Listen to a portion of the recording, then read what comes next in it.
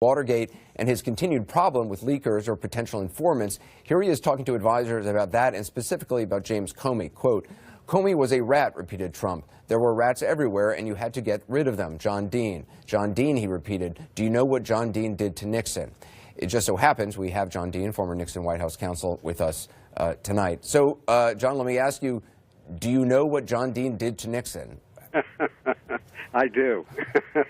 Well, I'm wondering what you make of the president citing that. I'm sorry? What do you make of the president citing that, according to Wolf? I'm delighted he reacts that way. I think it's a badge of honor with this president, as I felt when I hit the top of Nixon's enemies list. So I think it's good that presidents are aware of Watergate, they're aware of the consequences of Watergate, and maybe he has some crude understanding of Watergate. Wolf also described the president as a, quote, John Dean freak who would go, quote, bananas when you would be on TV comparing the Trump-Russia investigation to Watergate. According to Wolf, the president would talk back to the television about loyalty and what people would do for media attention. Does this sound like a properly functioning president of the United States? Well, I've had difficulty with the functioning of this president from the very beginning. It's one of the reasons I was interested in becoming a CNN contributor when I accepted the post, because I thought somebody needed to speak truth to this man and let him hear it, the historical comparisons in particular. John, Jeff Toobin is also here. I know he wants to ask you a question. Jeff?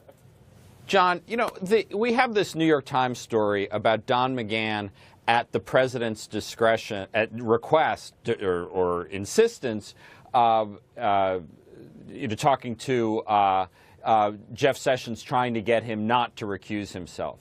I mean, Don McGahn is one of your successors as White House counsel. Do you think there is any problem, any legal impediment, any reason why Don McGahn couldn't testify about this incident in front of a congressional committee the way you testified about your conversations with President Nixon?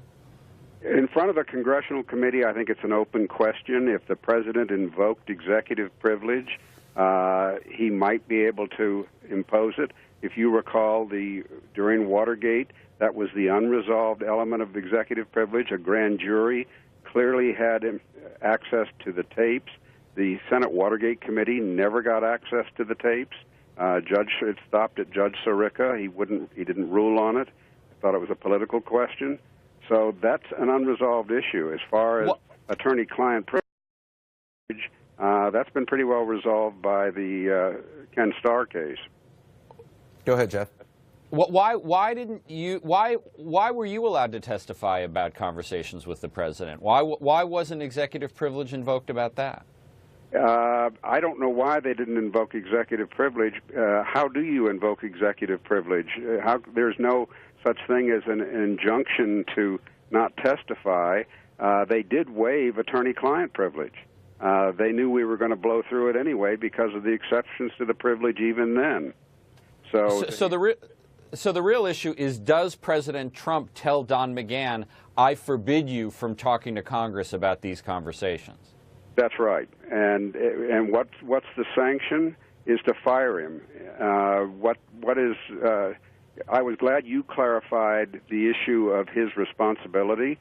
Today, that's been clarified post-Watergate under Rule 1.13 of the Model Code of Professional Ethics put out by the American Bar Association.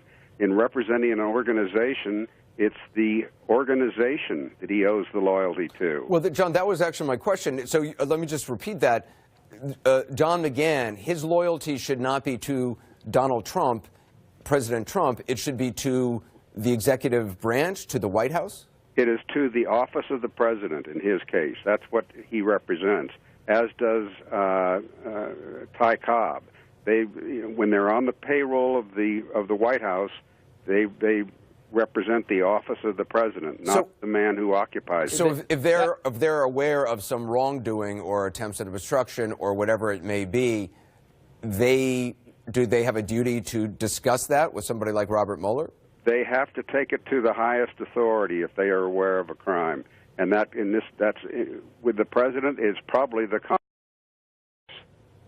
That's an absolutely critical point, Anderson. That Don McGahn is not Donald Trump's personal lawyer. He does have personal lawyers, John Dowd, Jay Sekulow. They represent Donald Trump, the human being, and if they know of wrongdoing, they are under absolutely no obligation to tell anyone. In fact, they are in an obligation not to tell anyone because their loyalty is to Donald Trump, the person. Don McGahn is in a very different circumstance. He is paid by the taxpayers, he works for the taxpayers, and his obligation is to the executive office of the president, which happens to be occupied today by Donald Trump, but his obligations are very different from personal lawyers for Donald Trump. I'm glad we got that cleared up. John Dean, thank you. Jeff Toobin, stay with us. I want to return to the book passage I read at the top of the program. Again, keeping disclaimers in mind from Michael Wolff and our own about his sourcing. It's the president aboard Air Force One talking about how to characterize the Trump